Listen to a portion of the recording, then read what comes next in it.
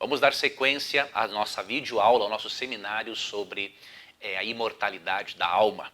Hoje continuaremos abordando alguns textos bíblicos que internautas me enviaram, textos que supostamente defendem a doutrina da imortalidade da alma. Ontem nós vimos que alguns dos textos enviados já não dizem nada a respeito de imortalidade da alma. Nós os contextualizamos e percebemos que esses textos, na verdade, eles se harmonizam com a compreensão bíblica acerca da natureza humana, ou seja, uma natureza holística em que impossibilita a separação entre alma e corpo.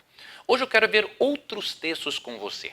Primeiramente, vamos analisar um outro texto que me foi enviado por alguns internautas queridos, muito sinceros, que é 1 Tessalonicenses 5, 23 e 24, e também vamos analisar Hebreus capítulo 4, verso 12. Textos que parecem dividir a natureza humana em três. Ok? Vamos ler. O mesmo Deus da paz vos santifica em tudo, e o vosso espírito, alma e corpo sejam conservados íntegros e irrepreensíveis na vinda de nosso Senhor Jesus Cristo. Fiel ao que vos chama, o qual também o fará. Nós já aprendemos até aqui que a Bíblia não ensina o dicotomismo, ou seja, a divisão do ser humano em dois, corpo e alma, e nem o tricotomismo, a divisão em corpo, alma e espírito. Porém, por que Paulo mencionou estas três expressões? Paulo não mencionou essas expressões separadamente para ensinar que o ser humano pode ter a sua natureza dividida em três. Ele usou esses três aspectos do mesmo ser exatamente para mostrar o conceito holístico da palavra de Deus sobre a natureza humana. Sabe por quê? Ele usa o termo espírito, alma e corpo em que contexto? Olha o que diz aqui.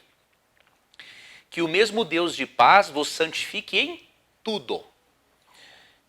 O vosso espírito, alma e corpo sejam conservados íntegros e irrepreensíveis na vinda de nosso Senhor Jesus Cristo. Veja, ele não percebe, ele não apresenta a mínima possibilidade de separação. Porque ele fala aqui da santificação. E que todo ser precisa ser santificado para a volta de Cristo. Ao invés de dividir a natureza humana em três, Paulo cita três aspectos diferentes do mesmo ser para dizer o seguinte, que você se santifique, se prepare para a volta de Jesus. Se Paulo quisesse ensinar aqui que a alma pode se separar do corpo, o texto perderia totalmente a sua lógica. Por que conservar a alma e o espírito para a volta de Jesus, se Deus já estaria conservando esta alma num lugar intermediário? Não teria lógica, você entendeu? Se a pessoa quando morre tem a sua alma sendo direcionada para o lugar intermediário, ou para o céu, ou para o purgatório, não teria um porquê desse texto estar aqui. Quando Paulo diz que devemos conservar íntegros o espírito, a alma e o corpo, ele está dizendo para fazermos isto em vida. Por quê? Porque devemos ser santificados em tudo e porque todo o nosso ser deve ser conservado íntegro e irrepreensível para a vinda de nosso Senhor Jesus Cristo. Então ele não está aqui dividindo o corpo, da alma e do espírito, mencionando apenas três aspectos do mesmo ser para dizer o seguinte, que a sua mente, que as suas emoções, que a sua espiritualidade, que a sua vida, que o seu corpo, que todo o seu ser seja preservado íntegro para a segunda vinda de Cristo. O próprio fato de Paulo relacionar espírito, alma e corpo à segunda vinda mostra que antes da segunda vinda não tem como a alma ou espírito sobreviver fora do corpo. Ok? Então analisemos o texto com atenção para vermos que Paulo está apresentando uma visão holística da natureza humana. Ele só menciona os três aspectos separadamente para fins didáticos, para dizer que todos os aspectos do ser, físico, mental e o espiritual, precisam ser trabalhados de maneira harmônica para que a pessoa se prepare para a volta de Cristo. Tá bom? Então, outro texto que nada tem a dizer sobre imortalidade da alma. E outro texto que me foi enviado diz respeito a Hebreus 4:12. Não é? Alguns irmãos disseram que esse texto também apresenta um tricotomismo, uma divisão de corpo, alma e espírito. Mas eu repito, o autor bíblico não tem esse propósito. Lembre-se, A visão bíblica é judaica cristã. O autor bíblico, em sua compreensão antropológica, ele não apresenta a natureza humana como sendo passível de divisão. Tá bom? Então você precisa ler esses textos, não com a ideia grega na sua mente, mas com a filosofia judaico-cristã. Tá bom? Hebreus 4,12 diz assim: porque a palavra de Deus é viva e eficaz, e mais cortante do que qualquer espada de dois gumes, e penetra até o ponto de dividir alma e espírito, juntas e medulas, e é apta para discernir os pensamentos e propósitos do coração. Muitos leem esse texto e dizem o seguinte, que é possível a alma e o espírito se separarem do corpo, porque a palavra de Deus diz que a palavra de Deus tem poder para fazer isso. Porém, esta é uma compreensão totalmente tendenciosa, e nem muitas vezes tendenciosa, mas uma compreensão equivocada. Tem pessoas que são honestas e sinceras e que entendem o texto dessa forma, mas há alguns intérpretes tendenciosos nisso. Porque quando avaliamos o texto no seu contexto, Paulo aqui está mostrando o poder da palavra de Deus e que ela é tão poderosa que ela poderia dividir alma e espírito, ou seja, acabar com a vida do ser humano. Dividir o ser vivo do fôlego de vida de Deus, né? Acabar com a vida do ser humano. Assim como ela poderia, não é, dividir juntas e medulas. Nós não cremos que literalmente Deus, por meio da sua palavra, vai dividir as juntas e as medulas das pessoas.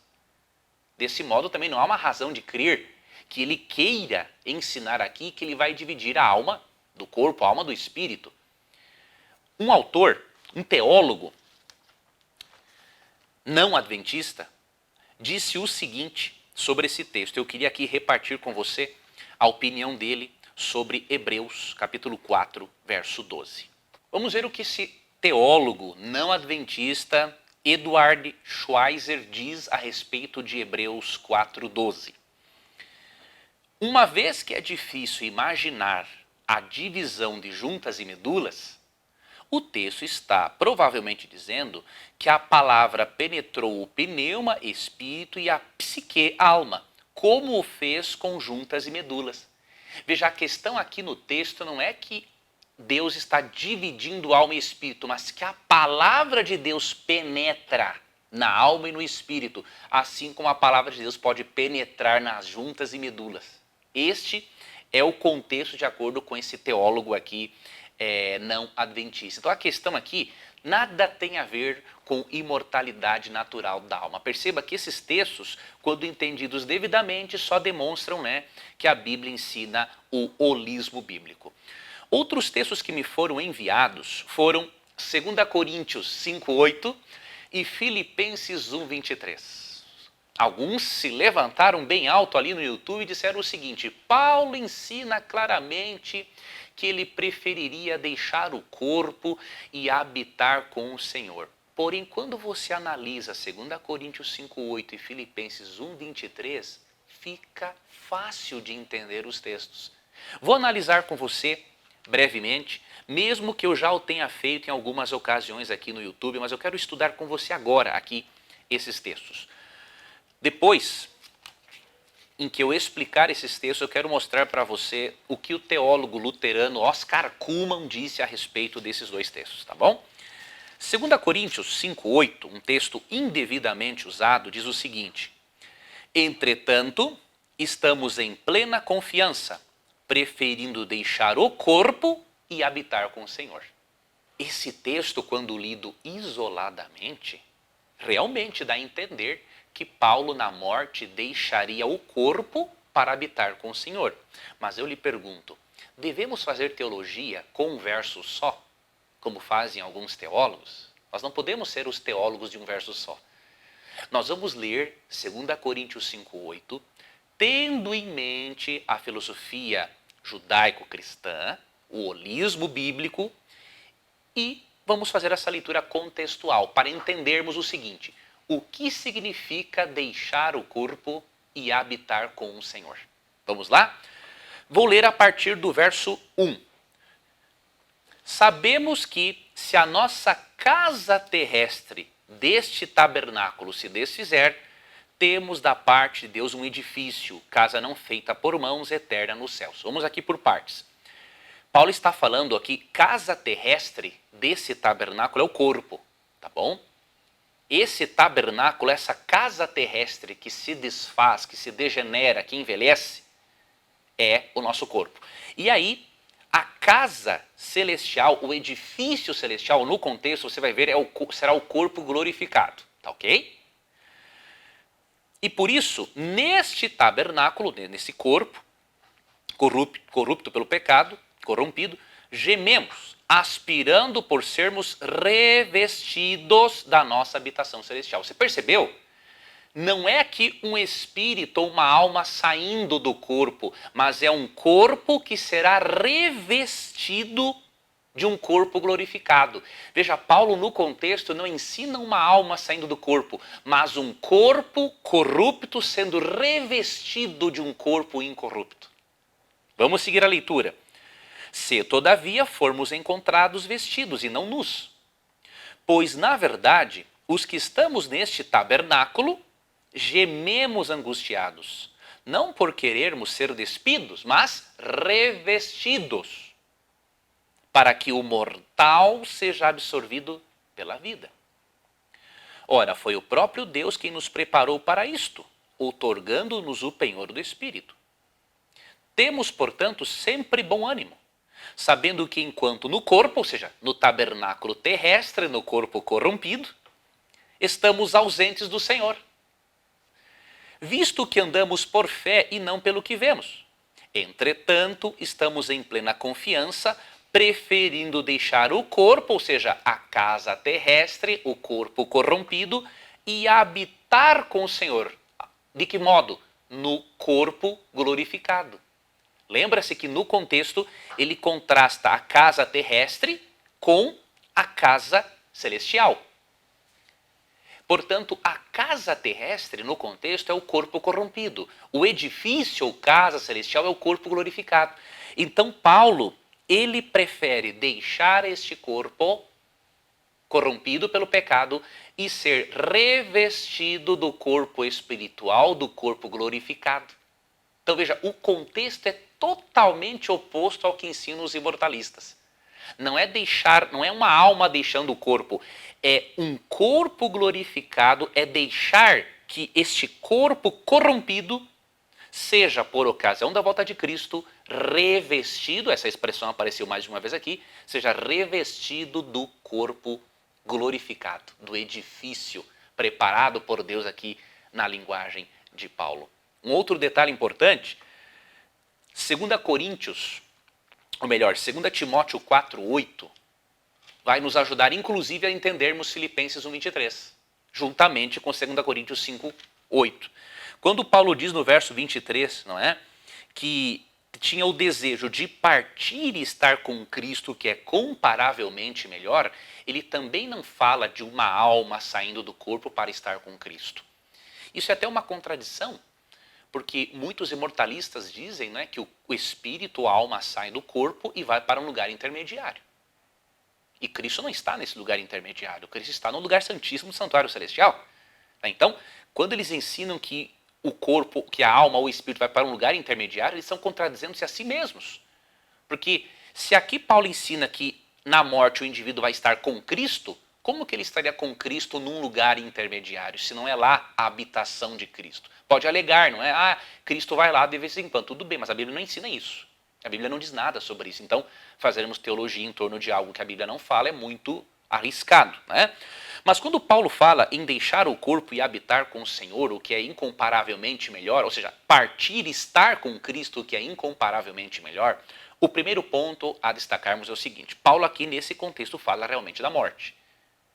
Ele vinha de sofrimentos, de perseguições, e ele achava que descansar na morte era o ideal para ele. Agora, o estar com Cristo não significa que a alma dele ia sair e se direcionar ao paraíso. Não.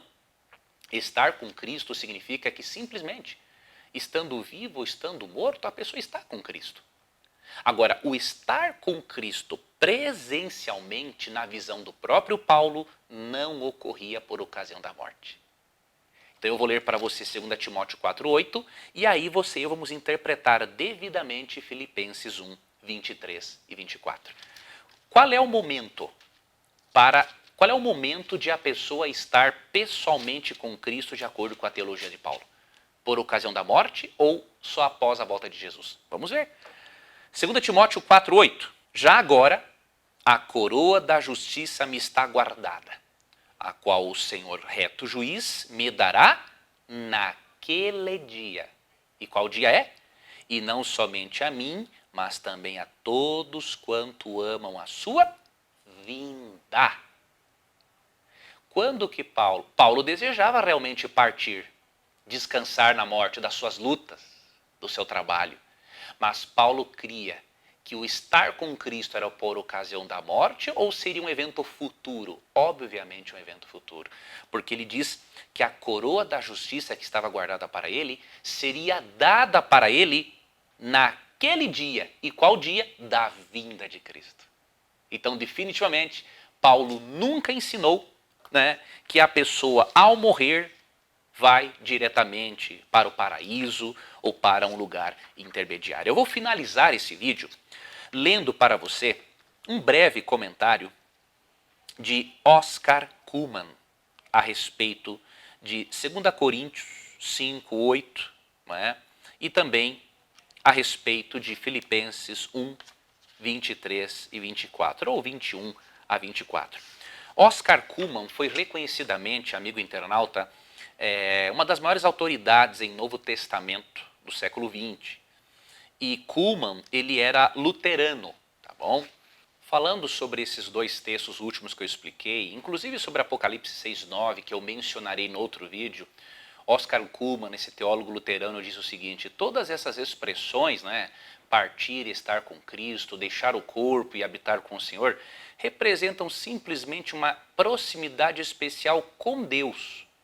Porém, a linguagem mais usual para Paulo é: eles estão dormindo. Então, Cullmann bem apresenta que para Paulo a morte é um estado de total inconsciência até a segunda vinda de Cristo.